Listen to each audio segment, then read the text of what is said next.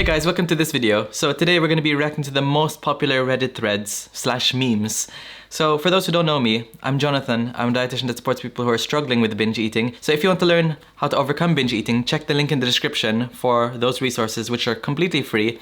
And let's get straight to it. Every damn day, no one, absolutely no one, my brain, if you eat every single food item in your house right now, you won't have anything to binge on tomorrow. So this is completely true, because people who struggle with binge eating have what's called an all or nothing mindset.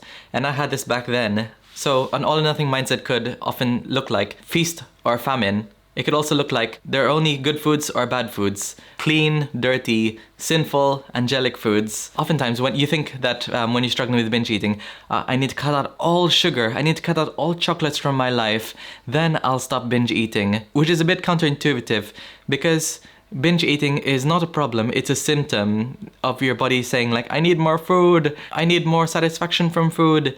And if you're cutting things out, then you're still gonna binge eat, because nowadays I can cut out everything from my cupboards, but I'm still gonna head over to Uber Eats or Deliveroo or DoorDash, all those kinds of things. So not the best strategy. If you want to learn how to overcome binge eating, then check my other videos on my channel. But here, we're just gonna have a little bit of a laugh. Breakfast, 300 calories. Lunch, 400 calories. Dinner, 600 calories. Evening snack, 2,400,000 calories. That's completely relatable. This is completely true. It can also look like breakfast, 0 calories. Lunch, 0. Dinner, 0 calories. And then evening snack, 10 million calories.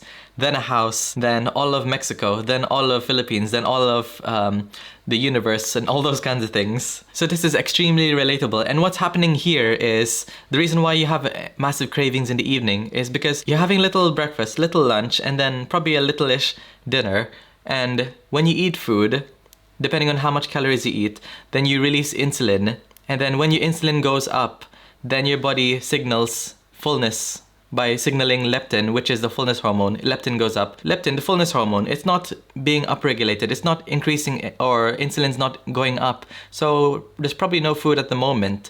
But what I'll do, my body's saying, is I'm gonna ramp it up all the way to 100. Turn the notch up to 100 in the evening time, because you're not going to bed without a snack to keep us alive, which is why your cravings in the evening go really, really high. So ghrelin, which is your hunger hormone, which signals hunger, will go through the roof. It's gonna hit you like a truck.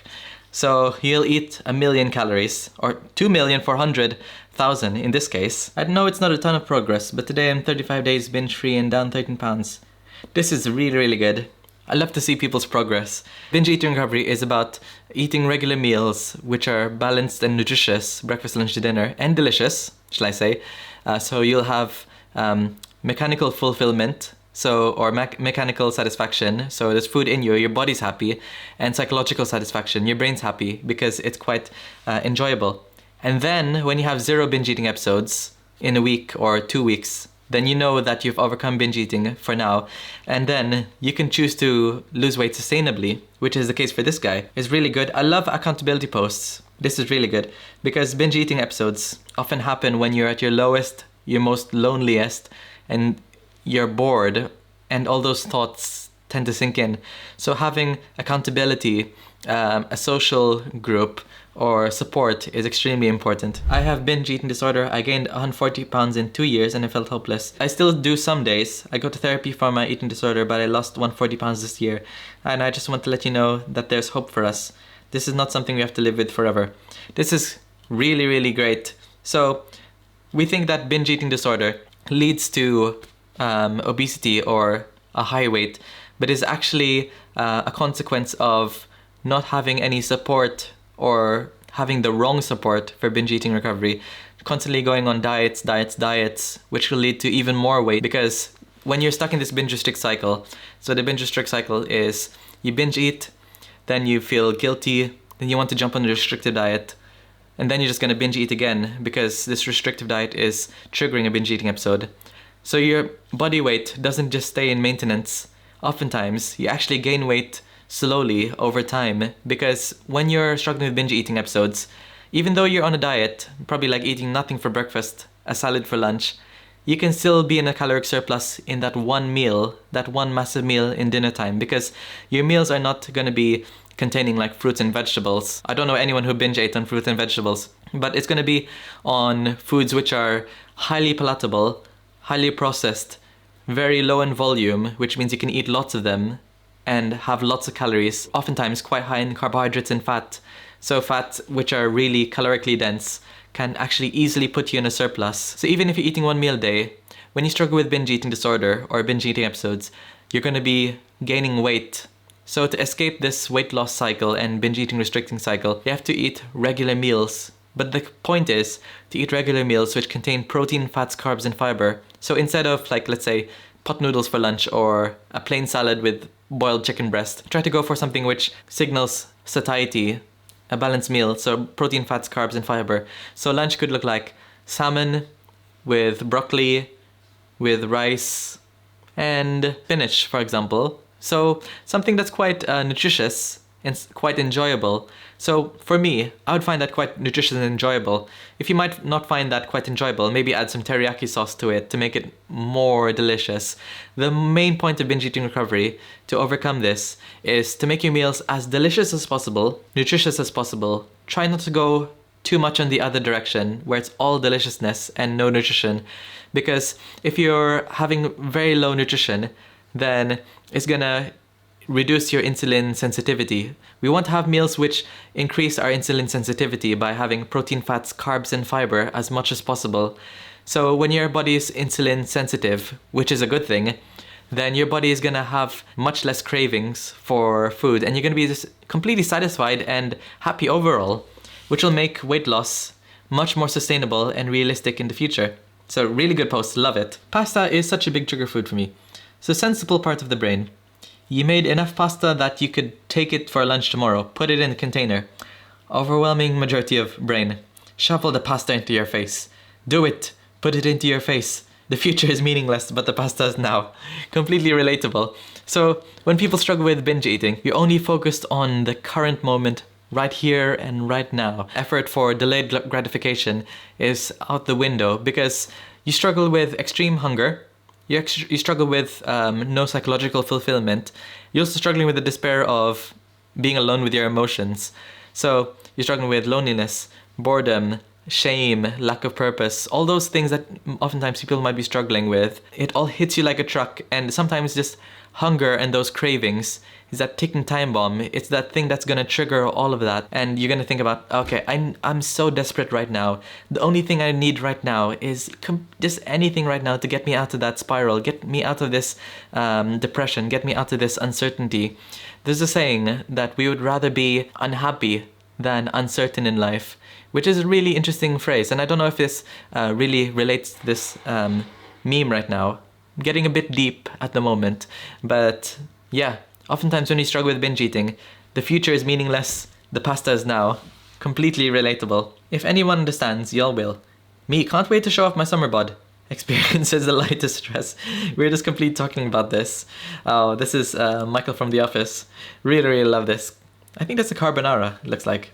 Anyway, yeah, that's completely true. So people with binge eating disorder, people struggle with binge eating disorder. They also struggle with this thing called alexithymia, which is the ability to not recognize your emotions, emotional blindness. So if someone was to ask you, oh, Jonathan, how are you feeling today? I used to answer, oh, I'm feeling quite tired.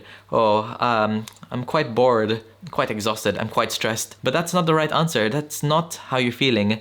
Those are not emotions. So oftentimes people with alexithymia, those are their usual responses. Oh, I'm fine, all those kinds of things. You're not really recognizing any emotions, but at a deeper level, what are you actually feeling? Are you feeling frustrated?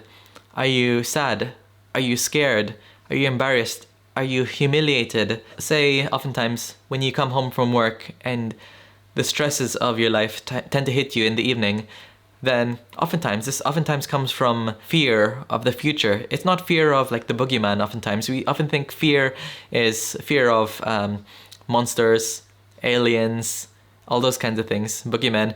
But fear can be fear of the future, fear of what's going to happen tomorrow. It's really similar to feeling anxious. That's also an emotion, feeling anxious, feeling scared.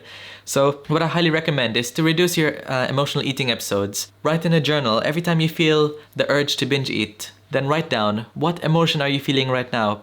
If you Google online, emotional color wheel, you can see that subcategory of anger. Are you feeling rage, exasperated? Are you envious? Are you disgusted? Are you frustrated, annoyed, aggravated, resentful? Because sometimes just simply naming our emotions, even though we're not going to do anything about it, just naming how we feel can actually reduce our stress. So it's a really interesting cycle of struggling with alexithymia, or the ability to not read your emotions, because sometimes we get stressed that we don't really understand subconsciously what we're actually feeling. Really increases our stress levels, making us want to binge eat even more. Increases our fear, should I say. So that makes us want to binge eat even more. Sometimes just calling out, what emotion am I feeling right now? Am I feeling sadness, neglected? Am I lonely? Can help reduce those binge eating episodes. Even if you binge eat after recognizing that emotion, it's still a win that you recognized you're feeling something. Is it wrong though? Other people, oopsie, lol, I forgot to eat today, teehee. Me every waking Saturday day. Big Macs. I think those are Big Macs. So funny enough, I actually worked in McDonald's, and I think Big Macs are actually much smaller than this. They're not as big and circular as that. Maybe it's just a stock image and I'm just overthinking it. So the reason why many people who are struggling with binge eating struggle with 24/7 food thoughts, can't really focus on work. They're constantly thinking about food, how many calories, sometimes even wake up from their sleep because they are dreaming about food, sleepwalk into the fridge, all those kinds of things, is because your body is craving out for food subconsciously. And it sounds quite simple, but let me just put it into research perspective. So there's a study called the Minnesota Starvation Experiment in the 1940s. And what happened is they underfed these soldiers half their calories needs. So back then, the soldiers, they needed 3,000 calories for maintenance, and they fed them roughly 1,500 calories for a long period of weeks, for around like 20 weeks. And what happened is they constantly thought about food. They watched movies and they would seem very disinterested in the love stories, the love movies, until food came up in a dating scene or something. They wouldn't even feel their pain. They would even stab their hand with a knife accidentally or intentionally, it didn't really say. And they just didn't feel anything. They felt numb, literally felt numb to pain.